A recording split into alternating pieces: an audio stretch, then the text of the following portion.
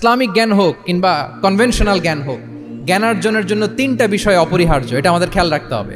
এক নম্বর হচ্ছে বিনয়, দুই নম্বর হচ্ছে সফর, তিন নম্বর হচ্ছে সবর।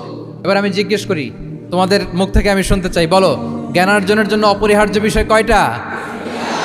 এক নম্বরে বিনয়, দুই নম্বরে সফর, তিন নম্বরে সবর। এই তিনটাই লাগবে। বিনয়ী হইতে হবে, ডাউন টু আর্থ হইতে হবে।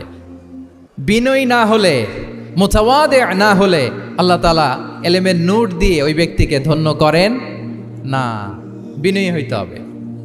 বলা যাবে না যে আমি সব শিখে ফেলছি, আমি সব জানি, আসলে কিছুই জানি না, আসলে কিছুই জানি না। অনেক পড়াশোনা করার একটা বড় সুবিধা হচ্ছে আমি যে কিছুই জানি না এটা জানা যায়।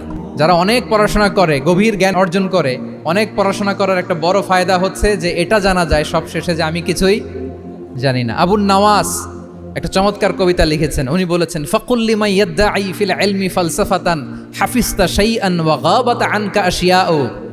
যে বলে যে আমি সব জানি, তুমি তার বৃদ্ধাঙ্গুলি দেখিয়ে বলা তুমি কিছুই জানো না, তুমি অল্প কিছু জেনেছো।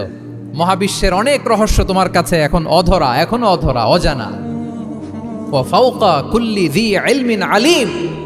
জ্ঞানীর উপরও জ্ঞানী আছে, জাননেওয়ালার উপরও জাননেওয়ালা আছে।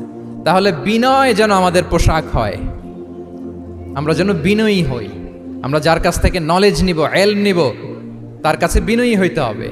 যেই পাত্রে পানি ঢালবো এটা থাকবে নিচে, আর যেই গ্লাস থেকে ঢালা হবে ওইটা থাকে উপরে।